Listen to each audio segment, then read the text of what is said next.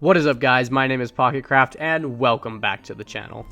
In today's video, I'm going to show you how you can easily get Garchomp, this bad boy right here in Cobblemon. I'm going to give you my top 3 best tips for finding one so you can have this amazing Pokemon on your team and use him in all of your battles. So while you can find Garchomp in the wild, he's very rare, so the easiest way to get one is obviously catching a Gible in the wild.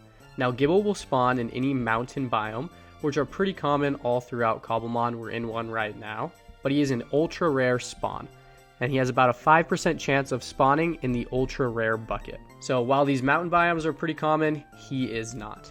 But don't worry, I'm going to give you 3 awesome tips right here that should help you get your hands on a Gible. But make sure to stick around to the end of the video because all of these tips are going to build on each other and you don't want to miss any of them. And if at any point you find this video helpful, please consider hitting that subscribe button. We're really pushing to 10K subscribers and we'd love to have you as part of the team. Tip number 1 is to build a structure in the biome you're hunting for the Pokemon. So for example, here we're in a mountain biome looking for this Pokemon. And so if you spend time building a fancy structure, now a normal house like this probably isn't going to do it, but come up with something that'll take a while. For example, I have a tutorial on how to build an awesome Pokemon Center on my channel. I'll link it in the description, and that would be a great option for what to do here. The reason I say you should build a structure is because it takes time, but it's also very interesting and provides something that looks good in your world. And so rather than just walking around or waiting for hours and being bored, you can build an awesome structure like a Pokemon Center or an automatic farm that'll be useful in its own right, but throughout the entire time you could just look at the mini map in the corner and wait till you see this Pokemon spawn, and once it does, then you can go ahead and catch it. But this will make time go by much quicker while you're waiting. Tip number 2 is to use this time to focus on harvesting materials. So go around, make sure you stay within the biome, but harvest as much wood as possible.